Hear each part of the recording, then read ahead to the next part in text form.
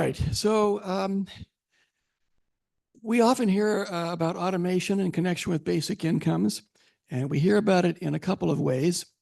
There's two connections generally. Sorry, excuse me. One connection between automation and basic incomes concerns a problem. So automation may cause widespread intractable unemployment, which creates a great need for basic incomes. So automation provides a problem. But it also may contain a solution to its own problem, and maybe a problem that contains its own solution. The second connection is that the very unemployment that automation may create may also be a source of money for funding basic incomes. So let's take a closer look at both of these connections. I'm going to talk mostly about the second. Now, to be specific, the problem is something called technological unemployment. This happens when automation eliminates jobs, which it always does, it always has, but historically, new jobs have come along to replace those that were lost to automation. So it takes fewer people to make textiles or something, but new jobs arise in some new industry, for example.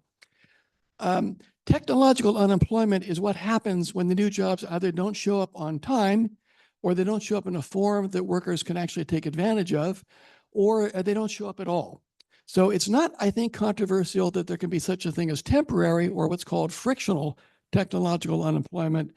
Many economists believe we may be looking at permanent or structural technological unemployment, where not only do new jobs not show up on time, they never show up at all. Okay, there's some controversy over whether this will happen or not, but whether the lag in jobs is temporary or permanent, it's a pretty serious problem. Now, these estimates here are not necessarily estimates of unemployment. These are just estimates of the number of jobs that may disappear, but obviously the need for new jobs is going to be quite high. So estimates vary as to what the unemployment might be. You sometimes hear people saying that, a large percentage, half the population, maybe most jobs will be lost to automation. We really don't know. At this point, it's somewhat speculative. Now, the second connection has been around for a long time. This is not my idea. It's been floating in conversations for literally centuries now. The idea is that the very robots that put us out of work might go around and do all our jobs for us. You can almost visualize this by imagining mechanical people doing what people have been paid to do. Marx talked about an era of superabundance in the distant future when socialist administration and mechanized labor would leave us with lives of leisure. We would not have to work very much at all, could work only what we wanted to. There was a genre of science fiction novels in the late 19th century. This is the one that started the trend, in which we were told there would be a technological paradise in the future. We wouldn't have to work. The machines would support us.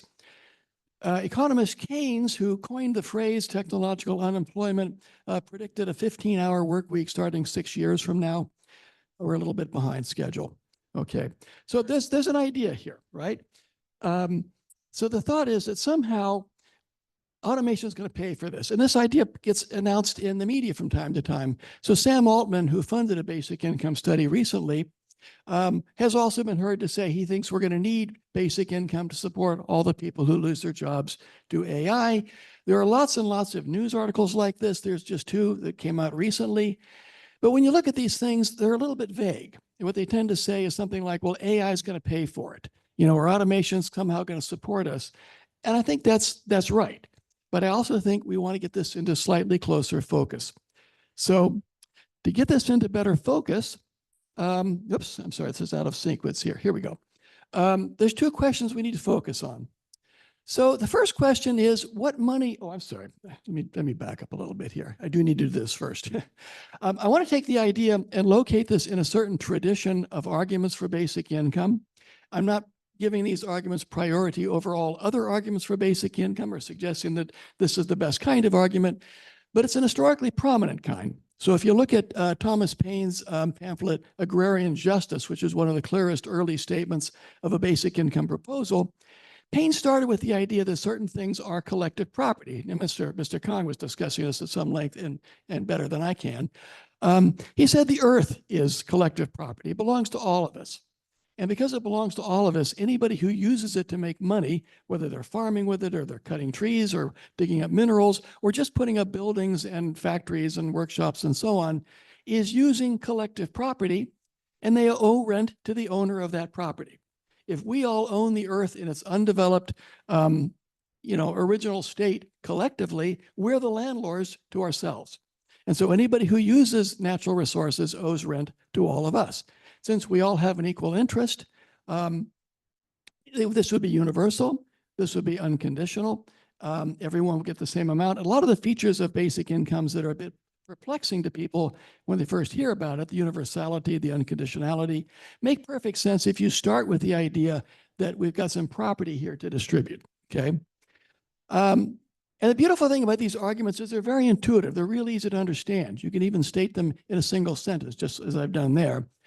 I've attended a lot of funding and feasibility talks during this conference, and I've heard a lot of great ideas for lots and lots of different ways to fund basic incomes. A high percentage of them, I think, fall one way or another under the first two categories here. I won't try to say too much about the second, but the idea is that you're using society to make money. You owe money to society for your use of what we have, okay? The rule of law, highways, educational system, and so on. So my project is to try to add something to this list. I want to say there's another kind of collective property that belongs on this list, and it's not the same as the ones above. It's not a natural resource argument. It's not a social capital argument. It's a different kind of collective property, and it's actually quite a large one. So let me say, let's focus in on that for a sec. So to get a clear fix on this fourth or third or whatever is kind of collective property, there's two questions we want to focus on. One question is, what money are we talking about exactly, right? If we're looking for collective property, we can't just say, well, here's some money, let's get it. Not that I'm against that, okay? I'm not opposing that at all. But I'm saying if the motivation is to retrieve our property, we have to think about what our property is. What revenue is this? Where did it come from? How did it arise? Who has it? How much is there, okay? Or if it's an asset, the same questions. So you can't just say, well, we'll tax the robots or, we'll tax companies that make robots or whatever. And I'm not against taxing robots either. There can be reasons for doing that. We cannot assume that the robots themselves are equal in amount to the collective property in question. So we need to pin down what kind of money we're talking about here. The second question is going to be, why is this money collective property? So I've got to provide a moral argument for the claim that this money, once we identify what it is, belongs to all of us collectively and should therefore be distributed equally to everyone. So let's focus on the first question. So my answer is something I'll call the displacement windfall. Displacement is my synonym for technological unemployment. The idea is that if you're among the technologically unemployed, if you're unable to find work because new jobs just aren't showing up in enough numbers, you've been displaced from the economy. Okay, you've been kicked out of the economy. That has some moral significance. It's also easier to say than technological unemployment. So the displacement windfall is this.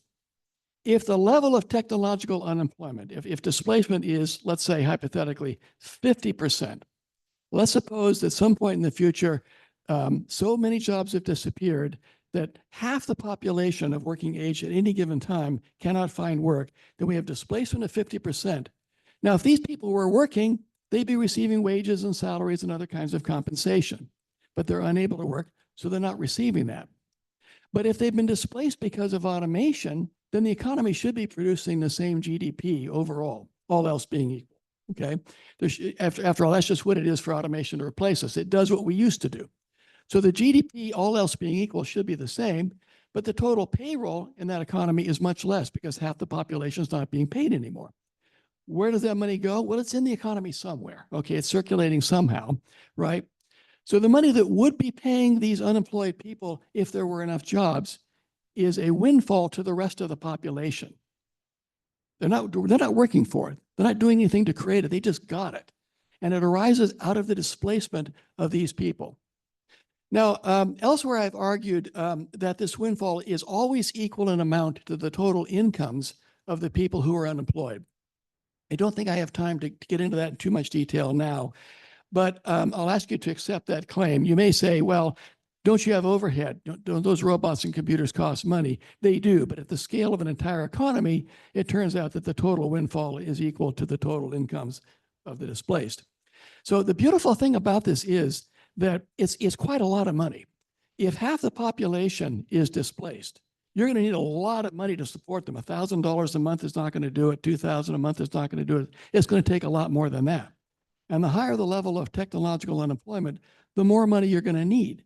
So it's a staggering draw upon the basic income system. But the beauty of this is, if what I've said here is correct, there will always be enough money, because the higher the level of unemployment, the greater the size of the windfall, right? If you had displacement of 75%, yes, the need is much greater, but the windfall is much greater as well. So it runs in lockstep to the size of the problem. Automation is a problem that contains its own solution. All right. So let me, having identified the money, and I think it's important to understand, this is not natural resources. This is not social capital. This is a different revenue stream. And it can exist alongside the other two, by the way. I'm not saying it replaces the others. We might have all three, right? But let's focus on this one for a second. So how are we morally justified in taking this money from whoever has possession of it? Now, when I talk about property rights, I'm not talking about legal property rights. I'm not talking about what the law says somebody owns. I'm talking about what I'll call moral property rights. I'm going to talk about what moral theory or theory of justice says you have a right to own, or right to possess, or right to use, and so on, okay? So I'm first going to say the displacement windfall is nobody's private property. That premise is going to take some work to establish. I think if I can establish that, it then follows, if it's nobody's private property, it must be either everyone's collective property, or if you like it better, you could say it's no one's private property, therefore we all have equal rights to access and use it. You get to the same kind of conclusion either way, but I'll talk about collective property here, all right? So why is it no one's private property? I'm going to go into this, it's sort of in two stages, right? I'll give you kind of a quick flyover version of the argument, and then I'll go into it in a bit more detail a second time. So the quick flyover version goes something like this. Let's imagine an economy that in a given year, all right, has full employment, it's prosperous, it's got a lot of mechanization and so on, but everybody's got a job and people are doing fine. And those who get paid are working for their income. Those who invest and have returns on investment are doing what investors are supposed to do. They're putting their capital at risk and so forth and so on. Let's imagine, moreover, that over time, let's just say it's 50 years, technological unemployment happens. New jobs stop showing up. And gradually, the level of displacement reaches 50%. So half a century later, half the population cannot work at any given time. Okay. So they're displaced, but the total GDP is the same. And those people who are not displaced, X hypothesis, they're all doing the same thing that they were doing before. They're working the same number of hours. They're working just as hard. They're working with the same level of skill, the same level of education, the same degree of perfectionism, whatever you want from somebody who's working. They're doing the same thing, not more, not less.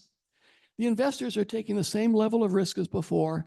They're showing the same level of entrepreneurial creativity as before, not more, not less. So whatever all these folks are doing to justify what they have, they're doing the same thing, but not more than they did 50 years ago. However, because there's a displacement windfall that's circulating somewhere among the half of the population that's not displaced, those people, or some subset of them, are getting a lot more than they used to. They're not doing more than they used to do, but they're getting more than they used to get. So the moral argument here is you have a moral property right to something that you earn. You earn it by what you do, and what you've earned is proportionate to what you've done, the quantity and quality of what you're doing, whatever that may be. So if you're not doing more or doing better than you did before, then you haven't earned more. Therefore, you should not have more property in compensation for your efforts. Now, in a situation where there's no job loss and there's no technological unemployment, all that happens is rising productivity raises all incomes, and that's fine. Okay, then your income goes up because you're not taking money away from anybody. You're just more productive. We all are. Okay, but in the scenario we're talking about, you're getting even more money than that because the productivity gains are not shared with everybody. You're getting something on top of that, and you haven't done anything extra to earn it. All right. Quick aside, obviously, it's not going to be evenly distributed. In all likelihood, this windfall will go mostly to capital owners and investors and people who own property and so on. So that's the quick flyover version of the argument. The non-displaced as a group are getting more than they've actually earned. They were already getting what they earned 50 years ago. They're still getting that now, but they're getting something extra. They're getting this windfall. Because they have not done anything additional to deserve it, it's not their property. They don't have a moral right to that windfall. It just fell into their laps because of somebody else's misfortune. All right. So, therefore, it's collective property. All right. That's the quick flyover version. Let me give you a slightly more elaborate version of this just to kind of go over it one more time. Let's break it down by three groups. So the first two groups are the non-displaced, and they overlap to some extent. People can belong to both groups, obviously. Property owners, people who have incomes from whatever they own. They may be stock owners, they may be entrepreneurs, business owners, whatever. And of course, those who are still employed. And then finally, the displaced. Let's go through each group. So property owners, let's say they were properly compensated for their investments by whatever returns they got 50 years ago. Now, I'm perfectly open to the idea that property rights are in fact not as extensive as we tend to think they are. Maybe we think that, property owners have more property than they really have. If somebody's got a radical critique of property rights, I'm perfectly happy with that. But for purposes of this argument, I'm going to concede that they've legitimately owned whatever they were getting at the start of displacement. I'll just grant that for sake of discussion. Now, if they get the entire displacement windfall, they're getting a vastly greater return on their investments. All the risk-taking, all the investing, all the economic contribution that they make that justifies their ownership of a return on investment is suddenly far more rewarded than it was before. But they're not working harder. They're not taking greater risks. They're not being more entrepreneurial. So they haven't done anything to earn a greater return on their efforts. So they don't have a property right, morally speaking, to this additional return. Therefore, they don't have a moral property right to the displacement windfall. Right? And they're the ones, frankly, who probably have most of it. The next group, excuse me, would be those who still have jobs. Same argument, same analysis. They were properly compensated for their work 50 years ago. Again, this is a simplified case. I'm imagining that nothing's changed but displacement. If they do get some of the windfall for some reason, they're getting more income than they've actually earned or actually deserve. They're not working harder. They're not working better. They're just getting more money precisely because somebody else has been displaced from the economy. In other words, if they got more money because we're all more productive, that's one thing, but they're not. They're getting more money because some people have been kicked out of the economy and displaced from it and excluded from it. But this windfall comes at somebody else's expense. Well, they're not working harder or better, therefore they don't have a property right in this windfall either. As for the displaced, my whole point, of course, they do have a right to something, but they don't have a right to anything by virtue of their work because they're not able to work. There's no work for them. So they can't acquire property rights through their work. So they don't own it by virtue of working, right? They would own it presumably by virtue of being citizens and having an equal share in the basic incomes. So to kind of sum this up, no one has earned a moral property right to this windfall. The windfall is collective property. Again, this windfall is just as big as the need for incomes. It's equal in size to the total incomes lost to technological unemployment. So it's a lot of money, potentially. And the bigger the problem, the bigger the windfall. Therefore, it should be distributed to everyone as basic incomes. One last thought. I said before that it's one of the nice things about the natural resources collective property argument and the social capital collective property argument, which both come from Thomas Paine originally, by the way, is you can state them in one sentence in a form that's intuitive and clear, and I think persuasive for lots of people. I tried to do that for displacement windfall. I don't think I succeeded. This is the best I could come up with, but if anybody can think of a better way to put it than this, I would appreciate the suggestions. And that's it. Thanks very much.